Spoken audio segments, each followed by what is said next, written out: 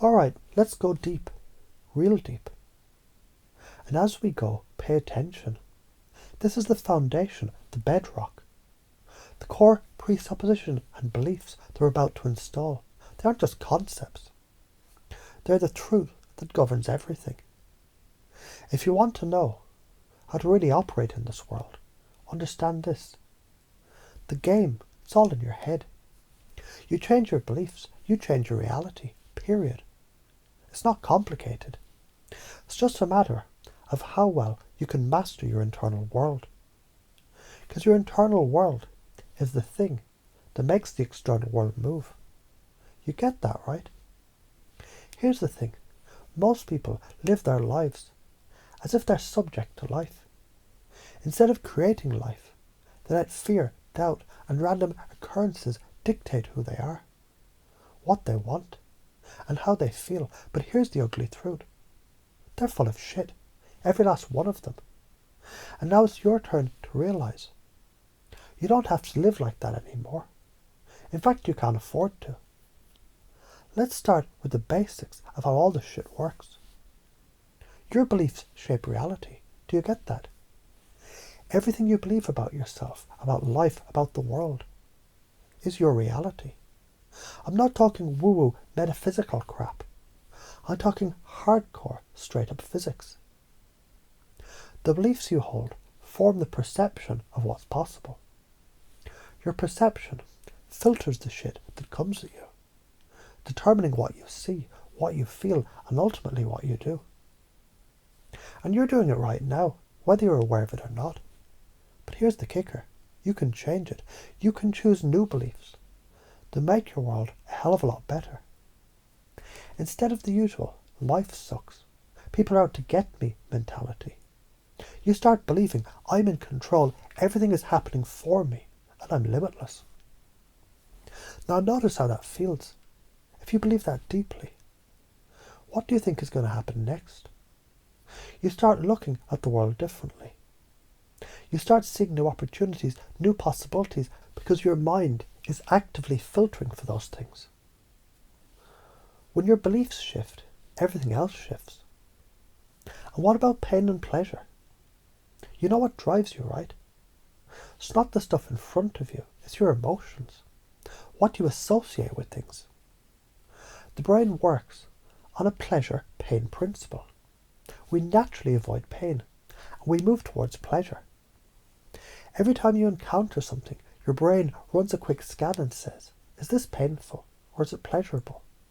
And based on that, you either move toward it or away from it. Here's the truth. Most people don't want to face. Most of your life is a series of avoidances. You avoid things that scare you, things that cause discomfort, things that don't immediately bring pleasure. But here's the beauty of it.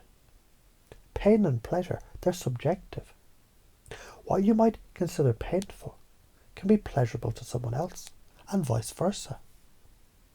You can reprogram your relationship with pain and pleasure. When you choose to reframe things that cause discomfort and make them serve you, you grow. This is how you stop being a victim of your environment. Instead of running from pain, you welcome it, because you know it's just a stepping stone on the way to greatness. Every painful experience is just feedback. It's not failure, it's feedback. You know what feedback leads to? Growth. Now let's talk about the failure thing. You've probably been taught your whole life that failure is bad. It's a dark mark on your record.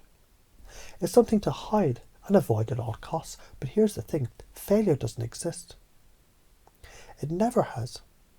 Failure is nothing more than feedback. That's it. Think of it like this. Every time you do something and it doesn't go the way you want, it's like the universe is sending you a text message. Hey, try this next time. That's it. But if you keep interpreting failure as the end of the road, you're missing the point entirely. The idea that there's a perfect way to do everything is bullshit. You're going to fuck up, and that's perfectly fine. What matters is what you do with it. You learn, you adapt, you improve. Success is the result of how quickly you can learn from your feedback and keep moving forward. Your state of mind, it's everything. It's your superpower. Your body can literally control your mind, and vice versa. I want you to think about this. Have you ever been in a really shitty mood, and then something physical like going for a walk or just stretching, and suddenly your brain feels a little lighter? Your mood started to shift, right? Why? Because you just experienced the mind-body connection. That's how powerful your state is. Your state isn't just some feeling. It's the entire lens through which you see the experience of life. If you can control your state, then you can control everything around you. And I mean everything. Your body speaks to your mind, and your mind speaks to your body.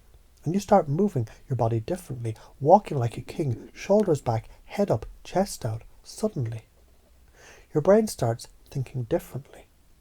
You start thinking like a king. And guess what? You act like a king. You start commanding the world around you. Let's break this down into social dynamics. Do you want to be magnetic? Do you want to draw people to you like a moth to a flame? It's all about authenticity.